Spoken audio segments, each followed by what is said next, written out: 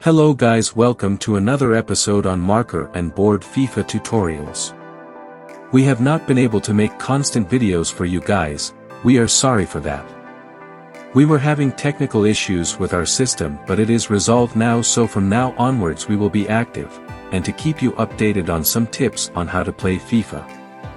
In today's video I am going to teach you how to avoid some mistakes to avoid your opponent from conceding more goals. In other words, some mistakes you make when using the tactical methods of defending. The first tip to notice is the fear to tackle for the ball. It is okay to maintain your position to avoid your opponent from playing through ball or progressing with his build-up play.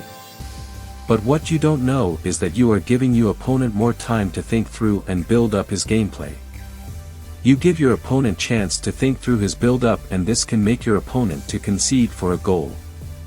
So I will encourage that you take a bold step and tackle for the ball. When I say tackle for the ball, I mean you time your opponent's move, then you go in with a strong tackle, if possible make a sliding tackle.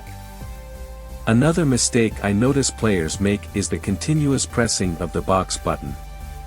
Even when your defender is not close to your opponent, you will be pressing the box button. This always leaves your player stretching out his legs without getting for the ball. This is what I call desperate tackle. I call it the desperate tackle because some players tend to rush in tackles. They are in a hurry to take the ball from his opponent even when they know it's not possible. It is therefore important to be patient and not rush in. If you rush in, it can leave gaps in your defense that your opponent can exploit.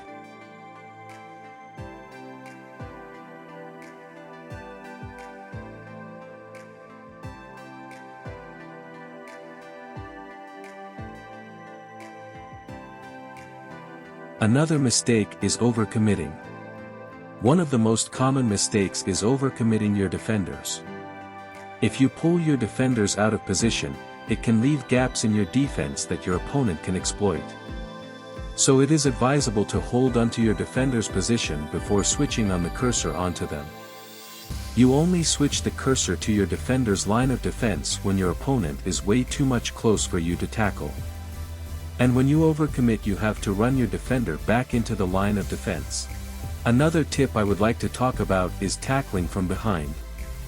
It is always not advisable to chase the ball from behind of your opponent, because at this time your opponent has already made his way through your player. When this happens, what you do is to find the next and closest player close to your opponent and move in to tackle for the ball.